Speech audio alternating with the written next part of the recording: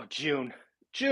It's not June. It's July 6th, and this is your daily financial news. This is a show that you could count on 7 days a week, 365 days a year. We are currently over 1,000 days in a row. So like, subscribe, comment, interact with me. Let's have some fun. Let's make some money. Let's build some wealth together. First thing we got to talk about is yield curve inversion. This is something you and I spoke about 3 weeks ago. 3 weeks ago, we said, hey, as the 10-year was backing off, it's 3.49. I pontificated, thought that the yield curve could invert. And sure enough, it did yesterday. It actually did the day before on the 2 and 5s. Yesterday, the 2 and 10s. And the yield curve is still inverted today. The numbers, as of this recording, you could get on your 2-year money 2.9%, but on your 10-year money, 2.858. Folks, that is not normal. That is not normal. Lend money longer, get a lower rate. No, thank you. That is not how it is supposed to work. Yield curve inversion is a classic tell that people believe a recession is coming. It is not a tell that recession is here, typically speaking. It is typically a call about the next 9 to 18 months. Yes, folks, the yield curve is inverted, and there's actually more signs of a recession in the offing coming. We'll talk about that in a minute. But yes, yield curve is inverted. Oil. Let's talk. Actually, you know what? Let's go top down. I was jumping all over the place. I apologize. That's why I have a whiteboard. Mortgage demand. Mortgage demand, even as rates fell, rates ticked lower by 1/10 of an interest rate. Mortgage demand is down 4%. This is purchase loans, down 4% and down 17% year on year. This is obviously going to be a part of the real estate slowdown. If you follow my channel, you know that I believe we are going to have a once in a lifetime crash in transactions. This crash in transaction is going to be so steep and so deep that it will knock points off of GDP in the second half of this year. And again, we are seeing that in mortgage demand. Manhattan. If you've been on the channel, we talked about Vegas, we talked about Phoenix, we talked about Orange County. I got Manhattan data this morning. I am looking for Texas and Florida data. I have not gotten anything yet. If I get it, I will share it with you. But Manhattan, 30% crash in transactions. 30% crash in transactions. Price is not falling yet. Again, people always talk about price, but transactions are down 30% in 1 month. Folks, I thought Vegas was bad. Remember the data from Brian Lebo? Vegas down 26.6. Manhattan down 30% in 1 month. That is pretty bananas. Something else I didn't know. Manhattan transactions in June, 53% or more than half done in cash. So they are not rate sensitive. I thought that was pretty interesting. I'm curious, leave comments below. I would love to hear from you. What do you think that means? Right, because the median home or the median apartment in Manhattan is $1.3 million. Let's just assume it's $1 million for you and I as friends. If 53% of the people buying are throwing down $1 million, what do you think that means? To me, it means people are scared about the market, crypto, all of that. So they're choosing to take their cash, which is being eaten away in the bank, and throw it on a piece of real estate. I don't know.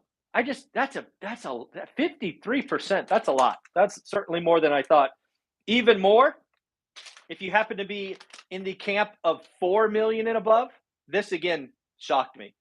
Now, it didn't tell me how many transactions there were, so sometimes percentages are weird, but 99.6, yes, folks, 99.6% of transactions above 4 million were cash. Now, I wish I knew how many there were above 4 million, but 99.6 might as well be 100. All apartments in Manhattan sold over 4 million were cash. No jumbo loans there.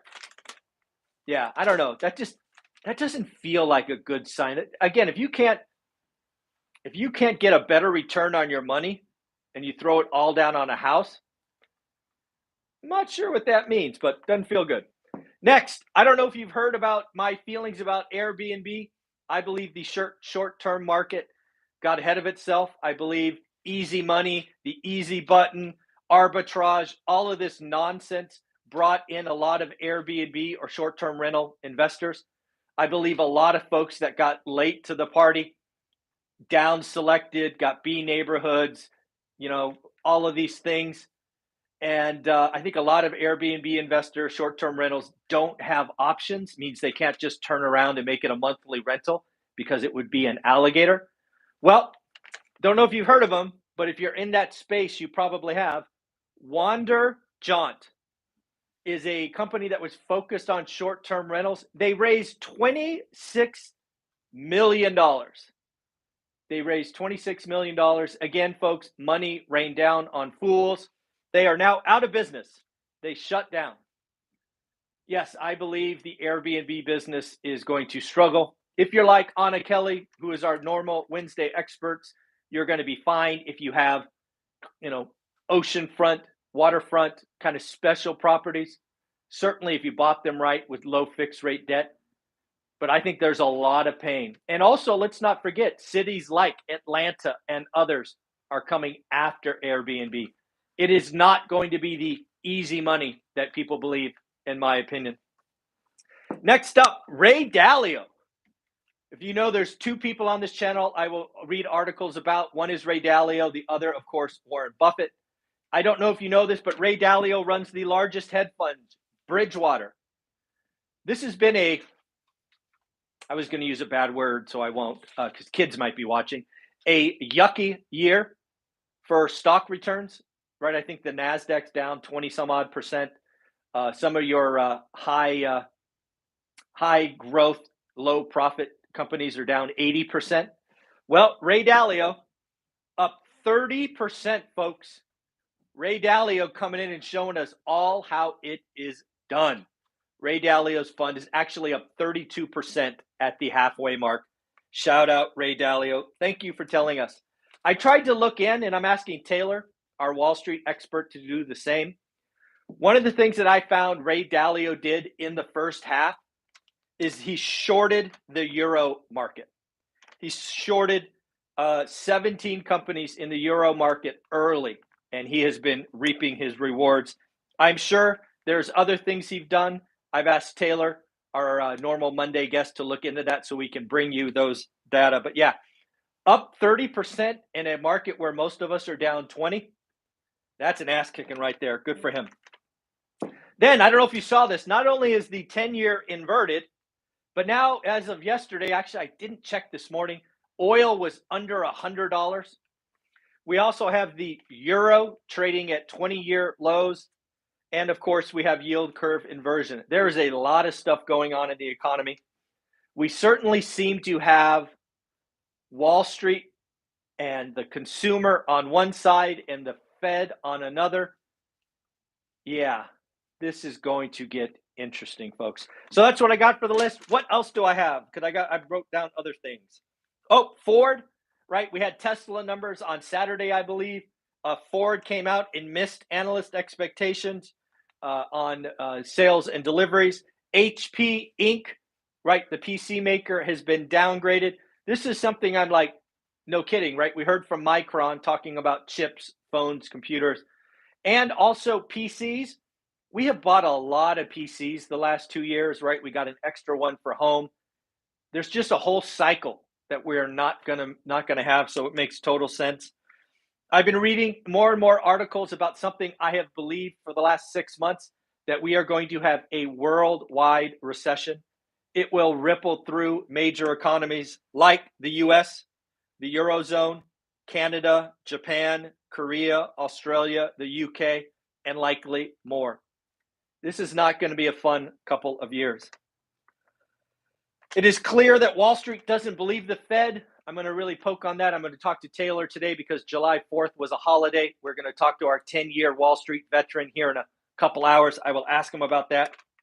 Morgan Stanley is coming out with a lower S&P projection. They believe the S&P 500 might get all the way down to 3,000. That's an ouch. If you happen to remember my conversations from our Sunday expert, Dan, I might go shopping at 3,100 for some great companies with real earnings and some moats, but that is the only time I will. I might be buying stocks this year, folks. How crazy is that? I haven't bought a stocks in 15 years. Mark Andreessen from Andreessen Horowitz, I believe, he is out saying that remote work will cause an earthquake in where people live. What I think Mark is saying in that long article is basically the Silicon Valley, where I live, better wake up, because remote work, you don't need to live in a $1.5 million 50-year-old home with no upgrades. You can live anywhere. And oh, by the way, this is not only in the US. I believe when you talk remote work, does it matter if you live in Texas or Costa Rica? As long as the language is English and spoken well, does it really matter where you live? I think this work from home anywhere will have years of ramifications. And again, for a lot of companies, overhead, employees, our salaries are the largest expense. Think about it. If you can hire one person in Texas or 4 people in Costa Rica, when does that exchange become interesting? I believe that is something that will transpire over the next 5 to 8 years, as does Mark Andreessen. What do we got for page 2? Oh, China real estate still crumbling. We've been talking about this for 9 months, ever since Evergrande. Remember that debacle? Well, now there's another Chinese real estate fund called Shimayo Group. Definitely mispronounced. They just missed interest payments on a $1 billion loan. Yes, folks, again, when you crush the consumer, when the consumer loses faith, they stop buying. And that's what the Chinese government did. They destroyed the housing market. This was their retirement savings. They don't really have 401ks or pensions. Theirs was a second home that was going to be the retirement fund, and the government came in and crushed that. Hence, prices are coming down and activity coming down. Bank of England with the shot across the bow. I can't wait to we do this in the United States. Bank of England warning all of their big banks, raise capital buffers now. They see defaults coming in the future. Raise capital buffers now. And then lastly, we talked about Canada real estate. I talked about it briefly yesterday in the Daily Financial News. And then Dion was gracious enough to ask me about it yesterday in one of our interviews.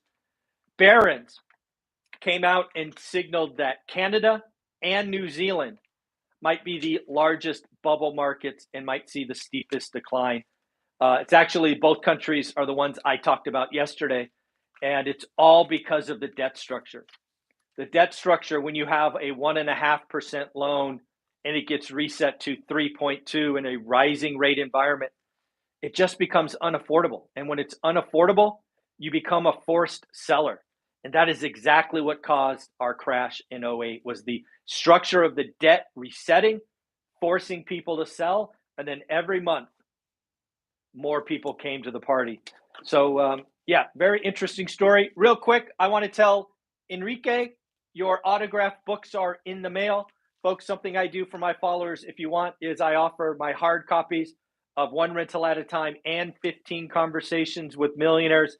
You can go to my website. If you'd like me to autograph a set for you, they're both hard copy, I can do that. There's a link to my website, onerentalatatime.com. Enrique, these will come in. I'll mail them today. Probably take 4 or 5 days to get to you, but your autographed copies are coming. Folks, like, subscribe, comment. Tell me what you think about New York real estate. What does it mean when 53% of the people pay in cash? I think that's bananas. That is crazy. Have a wonderful day. It is July 6th, and this is your daily financial news. Bye-bye.